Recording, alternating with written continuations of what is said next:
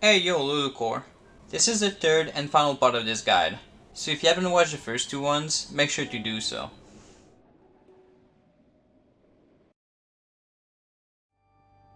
So last time we covered how to get to Hyrule Castle, and how to prepare ourselves for the last segment of the run. But fighting all 4 Blights and Calamity Ganon in one go is no easy task, so hopefully this guide will help you out.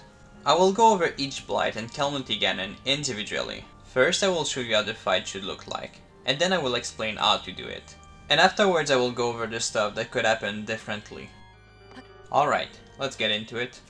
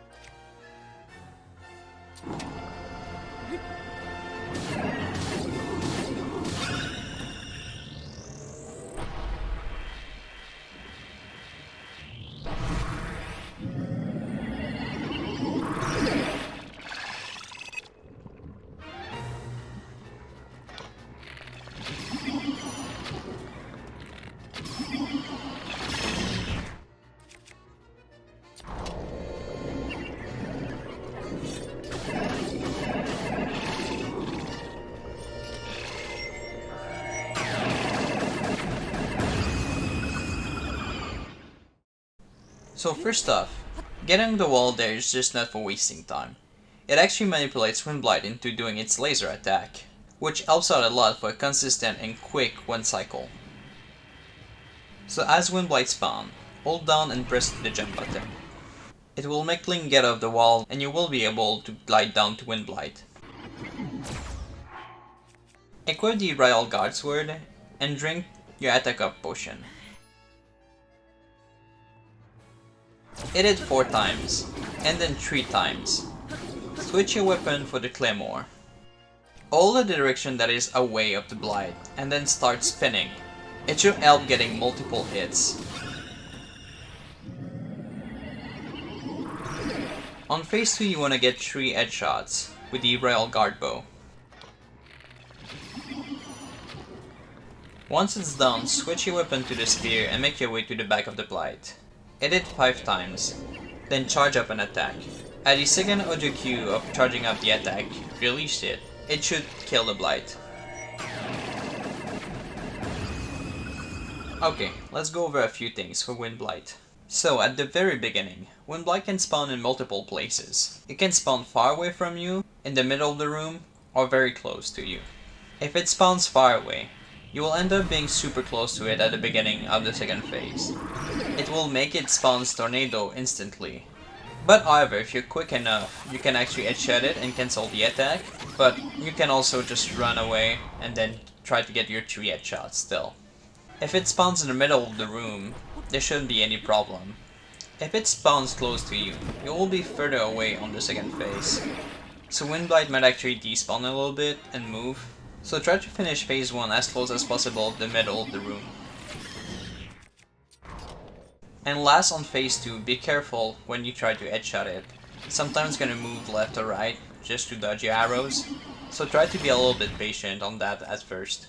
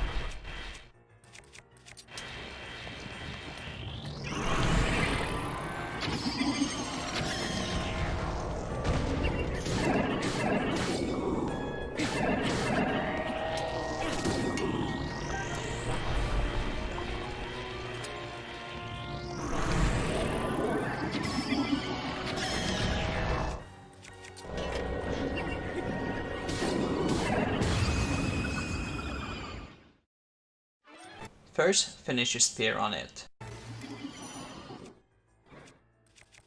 Switch your weapon for the Stone Smasher and wait for the thrust attack. During the thrust attack, try to position yourself between the body and the arm and start a spin. And then simply hit it the many times you need to hit it there if the spin didn't finish it. Switch your weapon for the boomerang. Follow Fireblight and get 2 headshots on it. Hit it 3 times, then 2 times with the boomerang, and then throw your boomerang at it. Pick your boomerang back up, and switch your weapon for the Stone Smasher again. Headshot it twice once more, and then finish it with the Stone Smasher.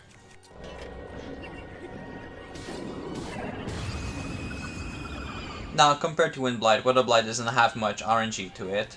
On phase 1, just make sure to not stand too close, otherwise it will do the AoE attack and not the thrust one.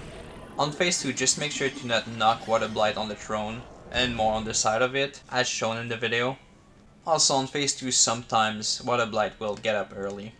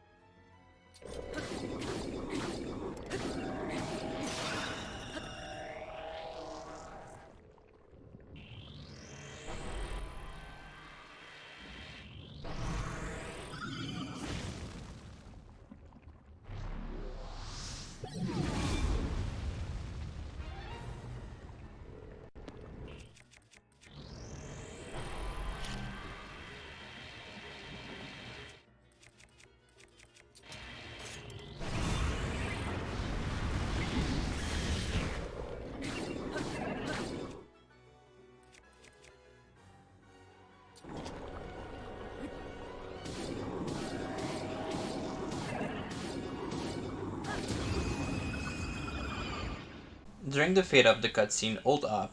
As soon as you can see Link, bring out the Stone Smasher. Start a spin once you're close enough and hit it 3 times, then release the spin. Follow Fireblight and do the same thing again. There is a certain timing to it. If you release the spin a little bit too early, it won't knock Fireblight away.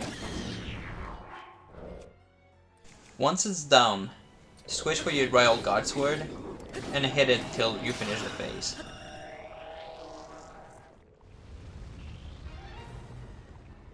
Drop a bomb in the middle of the room.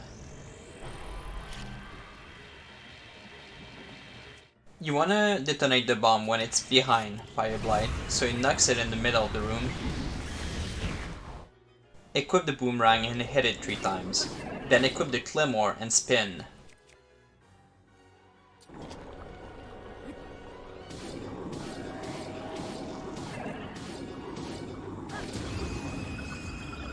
Now in terms of RNG, Fireblight doesn't have much. On phase 2 sometimes it will get up early after you hit it, but you simply have to follow it and then start a second spin.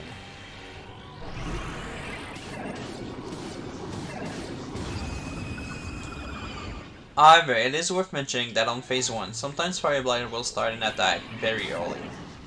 Technically you should always have enough time. But if you feel like you do not have enough time, you can simply hit it twice on the first spin and then 4 times on the second one. It should still work. Another thing is, you do not have to hit the body 3 times. You can hit it 2 times, hit the arm during the spin, and it will also still work.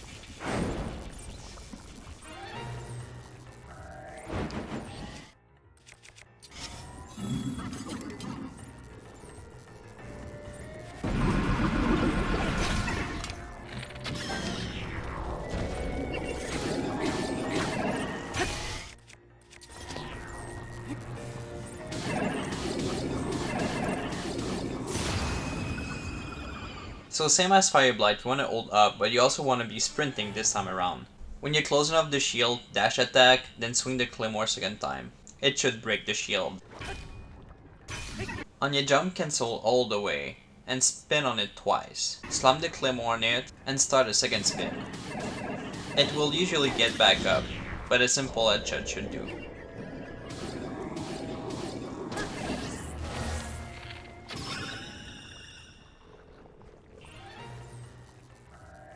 On the second phase, equip the boomerang, and wait for the pylons to fall. Then throw the boomerang on the shield. Headshot Thunderblight. For this very headshot, it is important that you use either a normal arrow, ice arrow, fire arrow, or even shock arrow. Bomb arrows won't work, as they won't knock Thunderblight down, and run towards it. And make sure to grab your boomerang. Dash attack and hit it 3 more times. It should break the shield. Switch back to your claymore and then spin to win.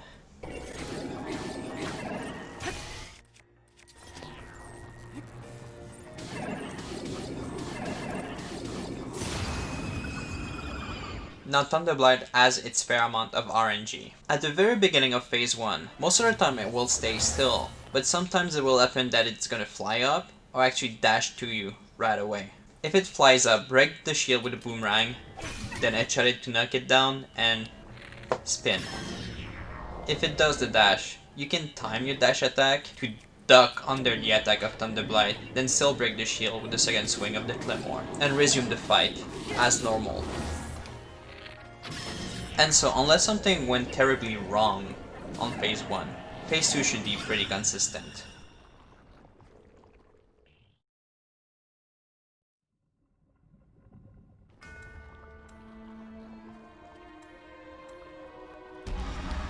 Now for Calamity Ganon, it is hard to show what an average fight looks like, as the fight might change a lot depending on the arrow RNG that you got. But the general idea of phase 1 is to get as many headshots as possible, and to flutter rush the least amount of time as possible.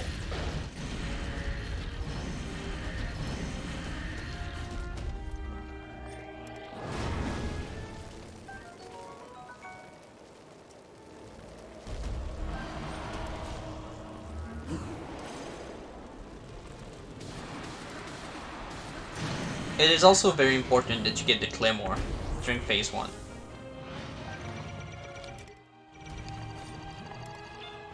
If Calamity ever goes on a wall, it will either take an headshot, 2 bomb arrows, or 3 arrows of any other type to get it down.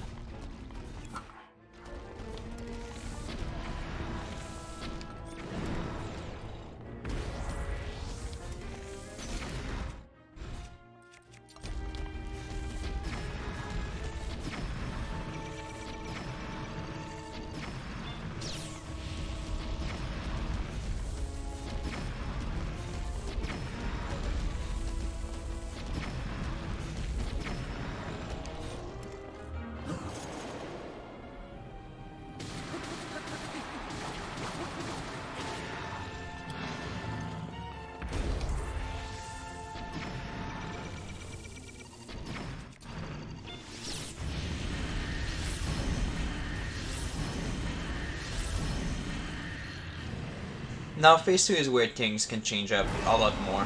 Calamity can either give you a laser right away, an attack, or even go on the wall. If it gives you an attack, you have multiple choices. You can flurry rush it, then run away to the other side of the room, and if you're far enough, it should give you a laser. But sometimes it will still go on the wall or try to chase you. If you want to save as much time as possible, simply sidestep or run away, and wait for it to shoot you a laser. If it goes on the wall, you simply have to pray that it's gonna throw at you something that you can parry. You can parry lasers, mini lasers, the spear throw, and the fireball. If it gives you a laser right away, it's perfect. Just parry it, and then proceed to do the stun lock. I know that I have covered how to do the stun lock in my basics video, but once again, let me explain it to you. Run towards it, then hit it 3 times with either the boomerang or the royal broadsword that you might have picked up during the fight. Then switch for the stone smasher and start doing a spin. You want to slam when Calamity's edge goes back up, but you also want to slam with that weapon before it breaks. Because if it breaks during the spin, the stun lock won't work. But if it breaks on the slam, the hit on the floor, the stun lock will still go through. But if it doesn't break, simply throw the Stone Smasher and switch for the Royal Claymore, the new one. Then it's just rinse and repeat from there. Spin, hit it at least 3 times during the spin, and reduce the spin as soon as the ad goes out. Do that until the fight is done.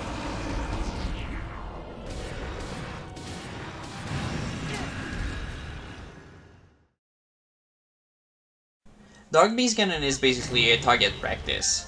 The light circles will always spawn on the side that you're on for the first 2 cycles, and then on the 3rd cycle, it will always spawn under the belly of Dark Beast Ganon. And then at the end, you simply shoot the eye.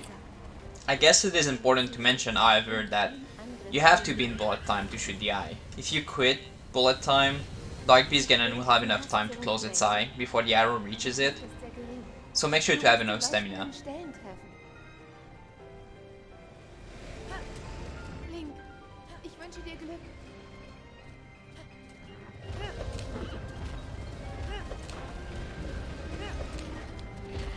Jetzt schnell!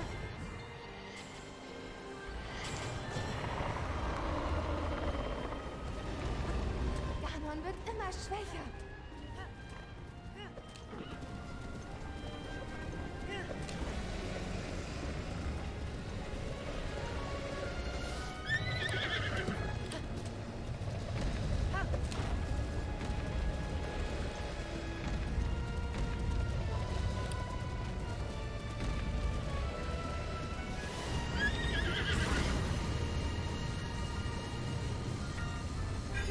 Greif die leuchtenden Stellen an!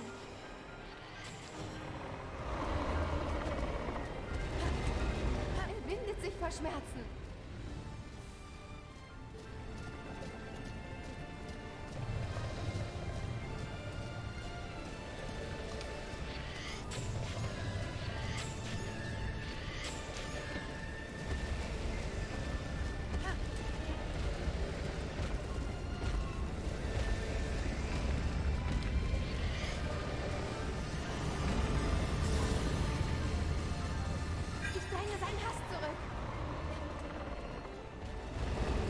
Nur noch ein bisschen. Dann haben wir ihn.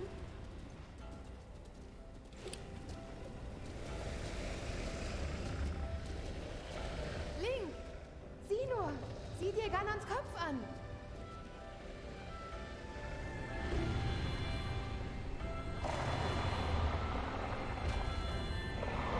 Das ist Ganons Link. Bring es zu Ende. And GG, this is the end of the run. And now all that's left for you is to practice and put some of your runs on the leaderboard.